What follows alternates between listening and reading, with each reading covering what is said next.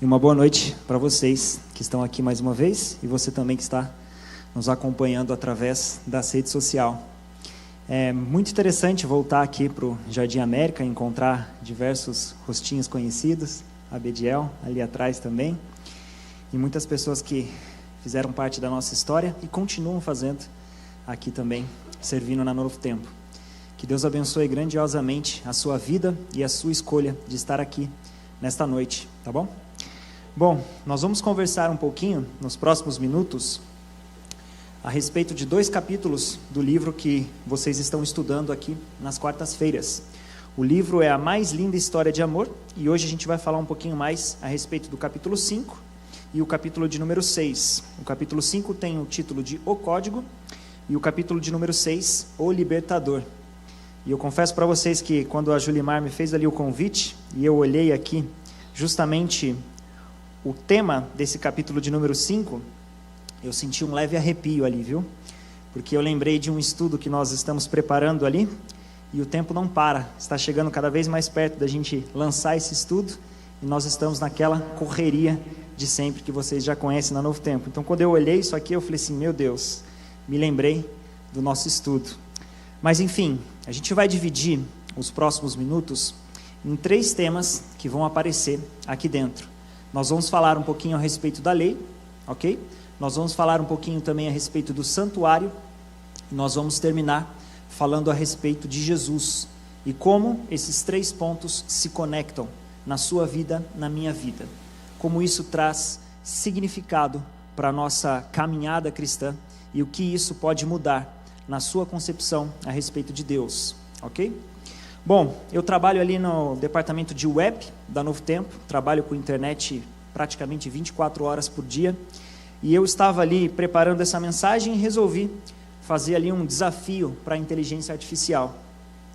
Eu entrei ali em uma das ferramentas que você conhece muito bem e fiz uma pergunta, falando a respeito dos 10 mandamentos. E eu queria ouvir a opinião da inteligência artificial a respeito de qual era a relevância dos 10 mandamentos nos nossos dias.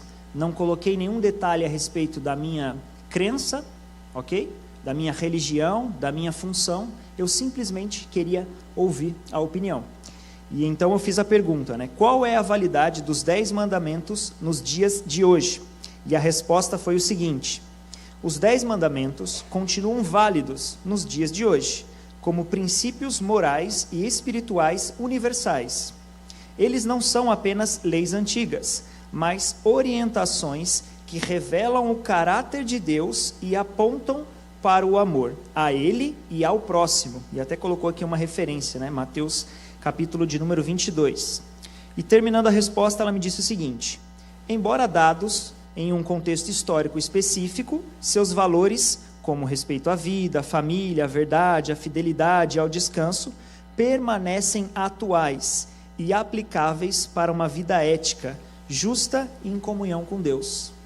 Não foi tão longe assim, né? Se você parar ali para pensar, parece que ela estava tentando resumir boa parte daquilo que nós acreditamos a respeito da lei de Deus. Não sei quantos aqui nasceram, né? Quando a gente usa essa expressão, nasceram em um lar adventista, já conhecem a respeito dos 10 mandamentos e têm ali de cor na sua mente. Eu e minha esposa, por exemplo, nós conhecemos a mensagem adventista no ano de 2014. Então, se você fizer as contas aí, 11 anos atrás. E eu me lembro que uma das primeiras interações que a gente teve através da Igreja Adventista foi justamente estudando a respeito dos 10 mandamentos.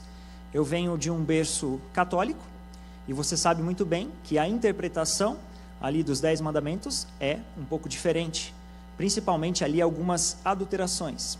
E eu me lembro que quando eu olhei pela primeira vez os 10 mandamentos aqui em Êxodo 20, eu tive um tremendo de um susto. E muitas das coisas que eu acreditava foram ali confrontadas. Mas essa ideia do princípio, da revelação do caráter de Deus, é algo que a gente não encontra tão bem esclarecido por aí. Muitas pessoas vão olhar para os 10 mandamentos, como você já sabe, e encontrar ali como uma espécie de regras para serem levadas na vida, onde você, a cada passo que completa, coloca ali um check, né? Eu resolvi fazer isso aqui, ok, fiz esse outro passo, ok, fiz esse terceiro passo, e assim sucessivamente. Mas você sabe muito bem que o princípio da lei de Deus não foi estabelecido dessa forma. A palavra do Senhor revela por diversos e diversos textos de que o caráter de Deus foi ali transformado dentro dessa lei, onde Deus gostaria de se revelar para nós seres humanos através de conselhos que norteariam a nossa vida.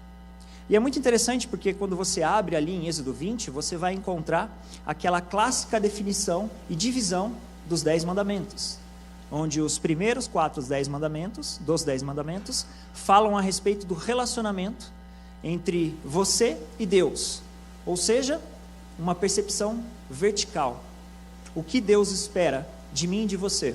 Então, se você tiver a sua Bíblia aí, em mãos, eu convido você a abrir ali comigo, em Êxodo capítulo 20, para nós passarmos rapidamente dentro dos 10 mandamentos. Êxodo 20, a partir do verso de número 1, diz o seguinte: Então, Deus falou todas estas palavras: Eu sou o Senhor seu Deus, que o tirei da terra do Egito, da casa da servidão. E agora começa, né? Mandamento de número 1, não tenha outros deuses diante de mim. Número 2, não faça para você imagem de escultura, nem semelhança a algum do que há em cima no céu, nem embaixo da terra, nem nas águas debaixo da terra. Verso 5, não adore essas coisas, nem preste culto a elas, porque eu, o Senhor seu Deus, sou Deus zeloso, que visito a iniquidade dos pais, dos filhos, até a 3ª e 4ª geração daqueles que me odeiam, mas faço misericórdia até 1000 gerações daqueles que me amam e guardam os meus mandamentos. 3º mandamento, não tome o nome do Senhor seu Deus em vão, porque o Senhor não terá por inocente o que tomar o seu nome em vão. E aqui fechando o primeiro bloco, né, o mandamento de número 4, diz o seguinte: lembra-te do dia de sábado, para o santificar. 6 dias você trabalhará e fará toda a sua obra, mas o 7º dia é o sábado, dedicado ao Senhor seu Deus. Não faça nenhum trabalho nesse dia, nem você, nem seu filho, nem a sua filha, nem o seu servo, nem a sua serva, nem o seu animal, nem o estrangeiro das suas portas para dentro. Porque, verso de número 11, em 6 dias o Senhor fez os céus e a terra, e o mar, e tudo o que neles há, e ao 7º dia descansou. Por isso, o Senhor abençoou o dia de sábado e o santificou. Os 4 primeiros mandamentos dão nortes a respeito da nossa vida para com Deus. Aquilo que Deus espera de mim e de você. Eu poderia falar aqui pelos próximos minutos a respeito de cada benefício que nós conhecemos em cada um desses mandamentos. Mas eu quero te desafiar a trazer o significado de cada um desses na sua vida. O que mudou para você desde o momento que você teve o primeiro contato com esses mandamentos? Qual é a realidade da sua vida hoje? Como isso transforma a sua família, o seu relacionamento com Deus, a sua comunhão com Deus? Lembre-se que para um judeu, para o povo de Deus lá no passado, as coisas tinham que ser muito práticas. O ensino, ele só passava a ser válido a partir do momento que as pessoas praticavam aquilo. E de uma forma cognitiva, eles começaram a entender cada vez mais o significado disso tudo. Mas a lista continua, e a partir do verso de número 12, nós chegamos ao segundo bloco. Agora, o relacionamento que era vertical passa a ser horizontal, ou seja, eu e o meu semelhante. E o primeiro que aparece aqui, no verso de número 12, é o seguinte: honre o seu pai e a sua mãe, para que você tenha uma longa vida na terra que o Senhor, seu Deus, lhe dá.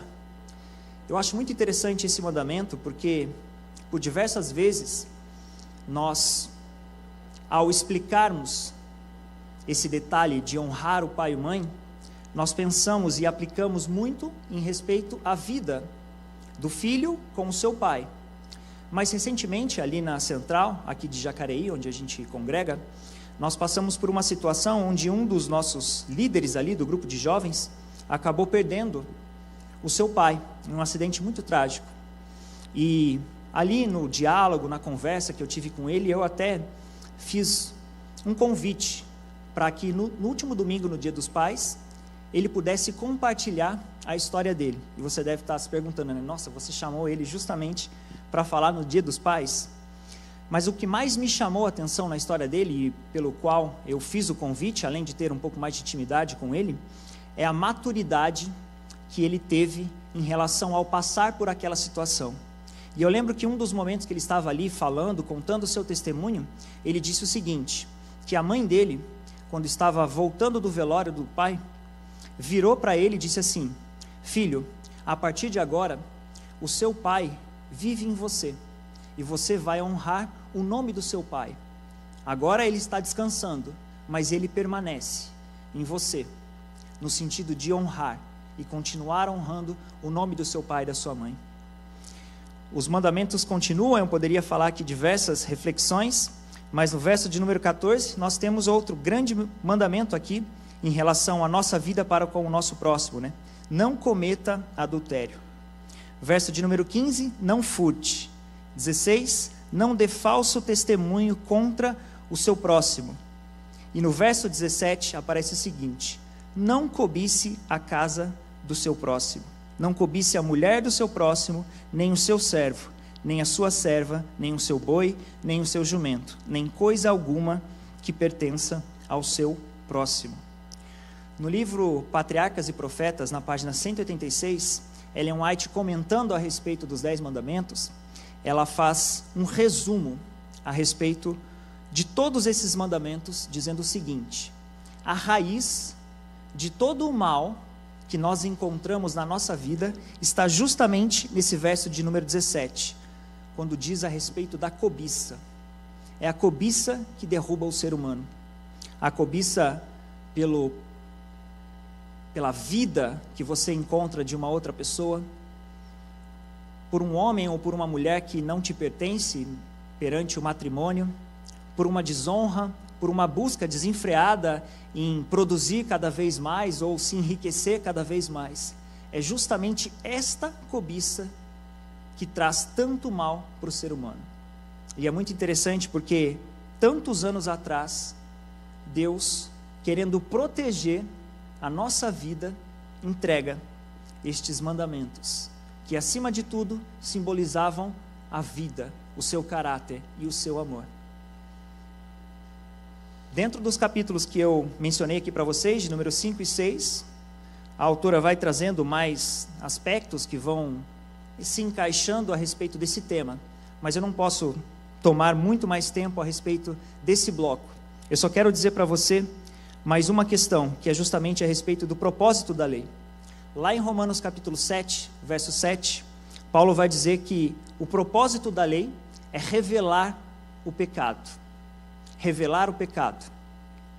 Eu gosto daquela ilustração que diz que a lei é como uma espécie de um espelho. Ela mostra a nossa sujeira, mas ela não limpa. É necessário que aconteça algo a mais. E aí entra justamente o sacrifício de Jesus, o ministério de Jesus. E é muito interessante porque quando Deus, ele escreve esses 10 mandamentos, entrega para Moisés e sucessivamente chega até o povo, aos nossos dias, Deus, ele estava se preocupando com a vida das pessoas, em todos os aspectos, sociais, familiares, espirituais, mentais, emocionais, enfim, tudo aquilo que você imaginar. Só que o maior beneficiário disso somos nós mesmos. É muito interessante, né? Recentemente, eu tive alguns problemas de saúde por conta desse frio. É impressionante, né? Eu fiquei em torno de 6, 7 anos longe daqui, da região do Vale do Paraíba, né? Eu estava estudando, e eu voltei. Justamente nesse ano que eu volto, teve uma frente fria aqui, que vocês que moram há mais tempo aqui, não conseguem explicar, né? Como que pode isso? E por muito tempo eu tive problema de rinite forte, assim. E nessas viradas de tempo, cara, acaba com você. E eu me lembro que há pouco tempo atrás, eu e minha esposa, né, no final do ano passado, nós estávamos até conversando, né? Nossa, puxa vida, faz muito tempo, né, que a gente não tem esses problemas de rinite, acho que até curou, né? De repente, Deus ali colocou a mão, né? Nós passamos por isso. Eu cheguei aqui e em menos de 3 meses, eu fui parar 3 vezes no médico, no pronto-socorro, com sinusite. Sendo que, assim, eu tive 2 vezes sinusite na minha vida. Eu tenho 31 anos, né? Sou novo ainda, mas enfim, não me lembro de ter passado por tanto isso. Mas em uma dessas consultas que eu fiz com o médico, na segunda vez, ele me receitou de novo antibiótico. E eu não sei você, mas eu detesto tomar antibiótico. Antibiótico acaba com a nossa saúde, né? O nosso o humor, ataca o estômago às vezes, não gosto daquela sensação de antibiótico. E aí o antibiótico é daquele jeito, né? Ele te passa ali uma quantidade de dias, né, para você tomar. E todo médico diz para você, olha, se você não tomar essa quantidade de dias, parar no meio, o que vai acontecer? Piora a sua situação. E você sabe, né, que todo homem ele tem uma formação em medicina guardada lá no seu interior. E aí vocês sabem, né, vocês já imaginam o que eu fiz. Eu falei assim, não vou tomar um antibiótico de novo, 15 dias. Parei o processo ali no meio. E adivinha o que aconteceu? Voltou pior. Quando Deus, ele de alguma forma materializou para que eu e você pudéssemos entender um pouco mais a respeito do amor dele, daquilo que ele é e da forma que ele tinha para nos proteger, dando esses conselhos, esses mandamentos, ele pensou no nosso benefício. Se eu e você não guardarmos a lei de Deus, em termos de benefício, não vai acontecer nada com Deus. Mas o que acontece conosco? É aí que acontece o problema. Nós temos tudo para viver em liberdade, desde que essa liberdade seja dada pelo libertador. E é aqui que a gente acaba se perdendo nesse processo. Entenda que a lei sozinha, ela não vai te salvar. Se você cumpre ou não a lei de forma sozinha, ela não vai te salvar. Mas através de Jesus, você já salvo, então consegue cumprir essa lei, estando conectado a Jesus. Eu falei para vocês que nós iríamos investir o nosso tempo em 3 assuntos. O primeiro, a respeito da lei. E o segundo é a respeito do santuário. E eu acho muito interessante porque o santuário, ele também está em conexão a respeito da lei. Como assim? É muito simples. A forma pedagógica, como Deus tem ao longo de toda a história da humanidade para se comunicar, ela é bem materializada em alguns aspectos. Deus é como uma espécie de um professor no ensino. Ele fala, ele pratica e depois ele pede que eu e você façamos. E quando você vai estudar um pouco a respeito do santuário, você vai entender que através do santuário, de uma forma pedagógica, Deus queria o quê? Falar a respeito de todo o plano da salvação. E antes mesmo do santuário terrestre que nós conhecemos aqui, descrito no livro de Êxodo, Deus já falava a respeito desse santuário, como uma forma de relacionamento. Eu te explico um pouco melhor. Lá em Gênesis 1 e 2, no relato da criação, Deus cria o sábado. E a percepção do sábado ali era de funcionar como uma espécie de um santuário no tempo. Ou seja, todo sábado, a conexão entre Deus e o ser humano seria de uma forma diferente. E ali, naquele marco, antes mesmo de existir qualquer denominação religiosa, qualquer povo, Deus já trazia o simbolismo e a essência desse princípio do sábado, como um santuário no tempo. Mas os anos se passaram, você sabe muito bem, o ser humano caiu, houve então a necessidade de uma lei, daquilo que Deus esperava ser então escrito, entregue para o povo, para que eles pudessem olhar e se lembrar daquilo, e também houve a necessidade desse santuário, porque como a lei não era o suficiente para falar a respeito do sacrifício de Jesus, então era necessário o santuário. E nós chegamos aqui no capítulo de número 25 do livro de Êxodo. Leia comigo que interessante o que vai acontecer aqui, em 2 versos. Êxodo capítulo 25, a partir do verso de número 8. Diz o seguinte: E farão para mim um santuário, para que eu possa habitar no meio deles. segundo tudo o que eu mostrar a você como modelo do tabernáculo e como modelo de todos os seus móveis. Assim mesmo vocês o farão. É muito interessante, né? Porque Deus, ele entrega a planta pronta, não mexe em nada. E vocês estão passando por um processo de reforma aqui. Vai mexer em uma obra assim, né? Vai mexer num projeto. Dá problema ou não dá? Dá muito problema. E Deus entrega a planta e diz assim: construam. Qual era o significado disso tudo? A habitação. E mais uma vez, a forma como Deus escolheu de falar a respeito de tudo aquilo que acontece e aconteceria a respeito do povo, da salvação. O tempo passa, as pessoas ajuntam tudo aquilo que era necessário, constroem o tabernáculo, o santuário pedido por Deus, e nós chegamos aqui no último capítulo do livro de Êxodo. Avança comigo lá para o capítulo de número 40. Os últimos versos do último capítulo do livro de Êxodo vai trazer aqui a resposta de Deus em relação a tudo aquilo que eles construíram, e a ideia de que Deus habitaria no meio deles através da tenda, daquele santuário, e de tudo aquilo que era ensinado dentro daquele santuário. Então, a partir do verso de número 34, diz o seguinte: então a nuvem cobriu a tenda do encontro, e a glória do Senhor encheu o tabernáculo. Verso 35, perdão. Moisés não podia entrar na tenda do encontro, porque a nuvem permanecia sobre ela, e a glória do Senhor enchia o tabernáculo. Quando a nuvem se levantava de sobre o tabernáculo, os filhos de Israel seguiam adiante em todas as suas jornadas. Verso 37, se a nuvem, porém, não se levantava, não seguiam adiante, até o dia em que ela se levantava.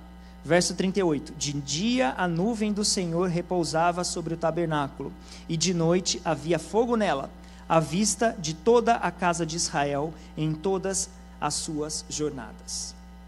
Deus aceitou aquela construção imperfeita, humanamente falando, para que pudesse servir de um símbolo de habitação no meio deles. E a cada manhã, a cada tarde, através dos sacrifícios que aconteciam ali, entre outros simbolismos que existiam naquele local, Deus estava mais uma vez falando com aquele povo a respeito da lei, da insuficiência que ela tinha por si só, mas agora através do sacrifício daqueles animais que apontavam para o sacrifício de Jesus. A vida não era fácil. Todos os dias aquelas pessoas passavam por aquele processo, mas a esperança conduzia aquele processo.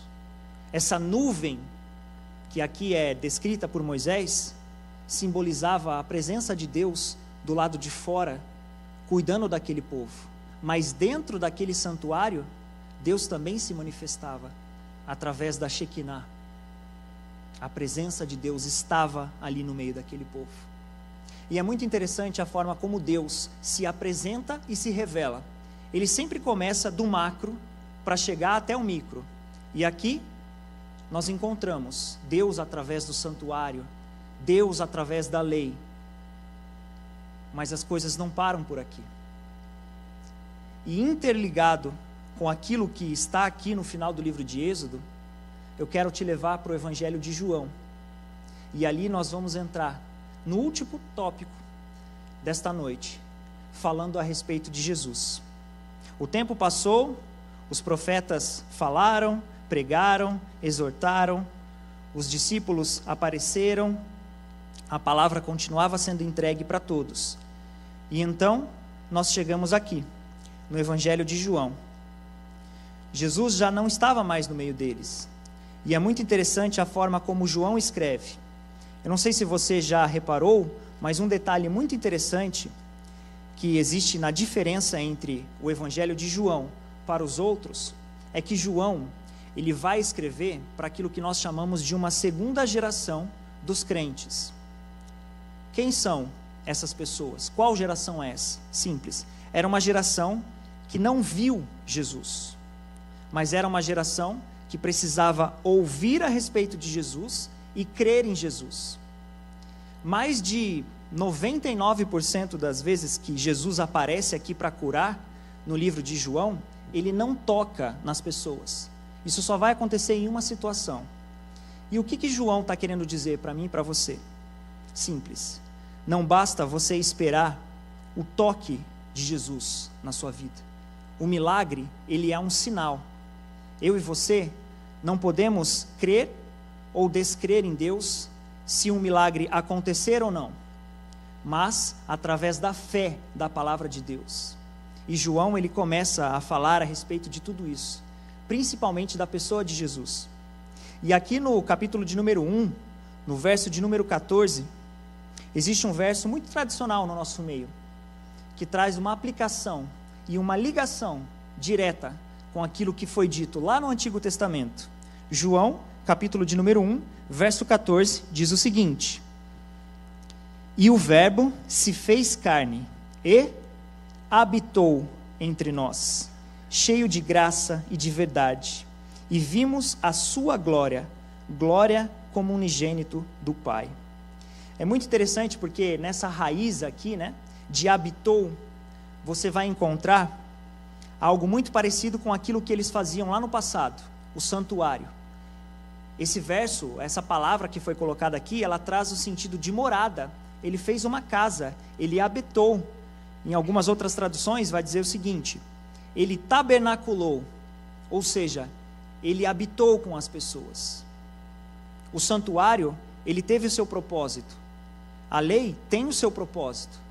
Mas aqui, nós vemos a plenitude. A presença de Jesus traz a vida da lei.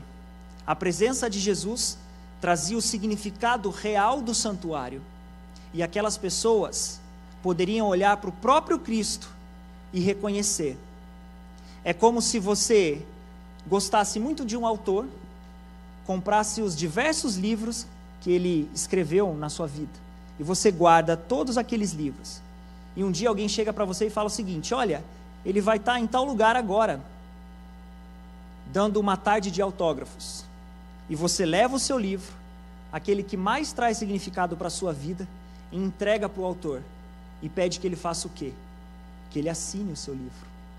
Aqui, as pessoas tiveram a oportunidade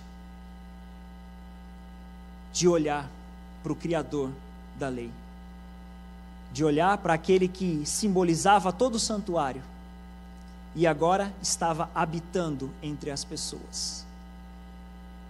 Jesus, ele foi capaz, e ele continua sendo capaz, de salvar todos, de forma coletiva, mas de forma individual, com as nossas necessidades. O que vem você buscando de Jesus todos os dias? Quais são as suas necessidades? Ou melhor, quais são as suas fraquezas diante desses temas? Será que você anda olhando para a lei como sendo mais uma lista de tarefas que você tem que cumprir diariamente? Ou será que você é capaz de enxergar a vida que ela tem por detrás? Eu quero terminar a mensagem de hoje levando você para o futuro, para o último livro da Bíblia, para praticamente ali um dos últimos capítulos, o capítulo de número 21. E você vai perceber que assim como lá em Gênesis, em Êxodo, em todos os livros do Antigo Testamento, em todos os evangelhos como este que a gente acabou de ler do livro de João, em todas as epístolas de Paulo, Deus, ele sempre se fez presente. E na eternidade não vai ser diferente. Apocalipse capítulo de número 21, a partir do verso de número 1, diz o seguinte: E vi novo céu e nova terra, pois o primeiro céu e a primeira terra passaram, e o mar já não existe. Vi também a cidade santa, a nova Jerusalém, que descia do céu, da parte de Deus, preparada como uma noiva, enfeitada, para o seu noivo. Verso de número 3. Então ouvi uma voz forte que vinha do trono e dizia: Eis o tabernáculo de Deus, com os seres humanos. Deus habitará com eles, e eles serão povos de Deus, e Deus mesmo estará com eles e será o Deus deles, e lhes enxugará dos olhos toda lágrima, e já não existirá mais morte, já não haverá luto, nem pranto, nem dor, porque as primeiras coisas passaram. Novamente, a presença do tabernáculo, mas não era um local físico mais, era uma pessoa. E essa ênfase aqui na preposição com eles, mostra essa proximidade de Deus. O santuário foi erguido e construído no meio de morte, no meio de lágrimas, no meio de dor, no meio de pessoas incrédulas e pessoas que acreditavam naquilo que estava ali. Só que agora, este santuário será a luz e a fonte de vida eternamente. Não haverá mais nenhum problema ou nada que impeça eu e você de entendermos a respeito de Deus. Eu posso afirmar com toda certeza que se você veio até aqui hoje, você aguarda esse dia, você aguarda esse encontro e essa presença. Eu quero te desafiar para que toda vez que você tiver que falar a respeito da lei, tiver que falar a respeito do santuário, ou tiver que falar a respeito de Jesus, você se lembre do real e verdadeiro significado e o propósito daquilo para a sua vida e para a nossa vida, como indivíduos, como família e como igreja que aguarda o retorno de Jesus. Eu queria convidar o Wesley para louvar mais uma vez e que nos próximos minutos você possa mais uma vez entregar a sua vida, de repente refazer o seu pacto com Deus, e que a sua vida e a minha vida possam refletir pelo menos 2% de todo o amor que Deus tem por nós. Que Deus te abençoe mais uma vez e que a sua família seja também abençoada pela sua vida.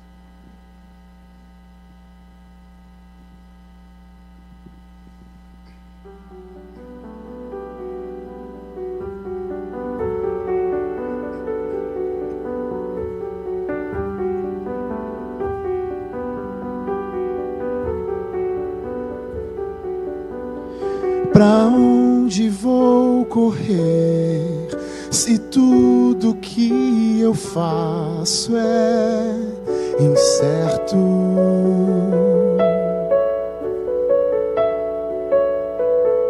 Sem ver um palmo à frente, é difícil me sentir seguro.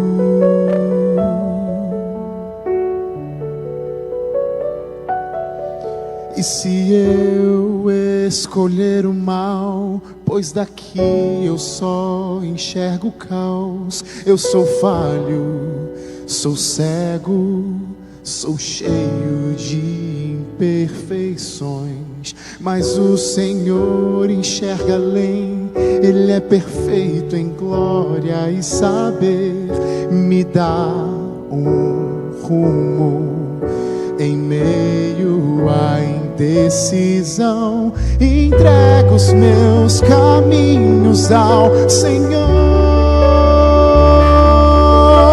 e sei que só o bem Ele fará. Vou descansar, pois só Ele enxerga a ordem nesse caos. Só Ele vê o começo e o final. Vou confiar.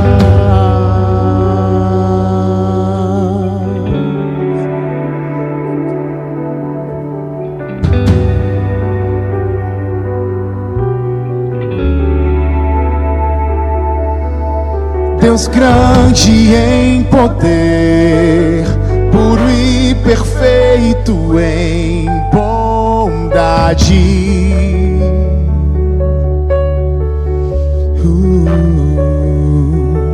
Com tua destra tu sustentas, mantém toda a realidade.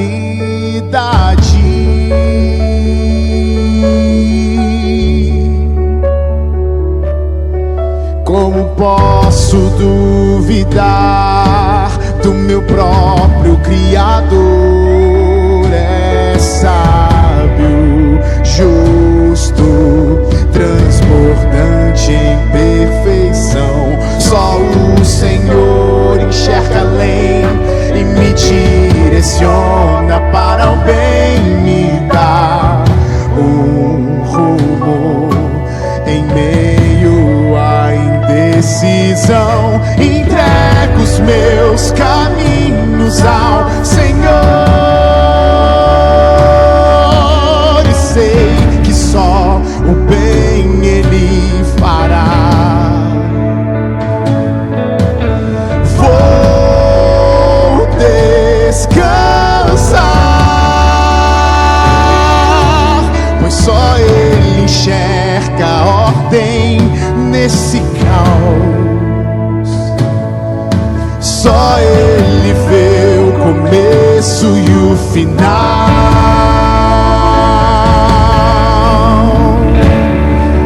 Teu povo está reunido aqui nessa noite e o Senhor conhece o que passa na nossa mente e no nosso coração, ó Deus. Ouvimos das tuas belezas, das tuas maravilhas, mas Senhor, nos distanciamos a cada dia mais. Não conseguimos por conta própria. É por isso que queremos olhar para o alto, com a certeza que de lá virá o nosso socorro. Ouça o nosso clamor, ó Deus. É nesse momento que queremos fazer a única coisa que podemos fazer. Ouça, ó Deus. Entrego os meus caminhos ao Senhor e sei que só o bem Ele fará. Vou descansar, pois só Ele enxerga a ordem nesse caos. Só Ele vê o começo e o final. Vou confiar, vou confiar.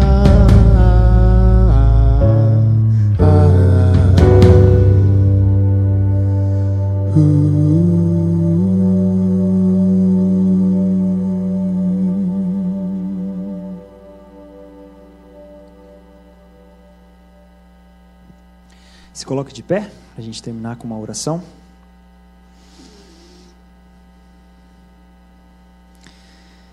Querido Pai, obrigado mais uma vez, porque assim como nós acabamos de cantar, o Senhor é o único e capaz de enxergar o começo e o final das nossas vidas. Obrigado, Pai, porque um dia o Senhor se importou a respeito de como nós poderíamos conhecer mais a respeito de Ti. O Senhor nos entregou a Sua lei, o Senhor nos ensinou através do santuário, mas principalmente o Senhor nos visitou aqui nessa terra. O Senhor comeu como nós comemos, o Senhor lutou como nós lutamos, mas somente o Senhor venceu como nós não somos capazes de vencer. Obrigado, Senhor, porque essa vitória foi nos colocada como um crédito que nós não merecemos. E nesse momento nós queremos pedir que nós possamos aceitar isso e viver em paz com isso. Que a nossa vida possa ser um reflexo desse amor projetado pelo Senhor e que muito em breve ele será pleno ao nos encontrarmos com o Senhor. Nos abençoe como indivíduos, nos abençoe como família e nos abençoe como a igreja que o Senhor tem. Em nome de Jesus. Amém.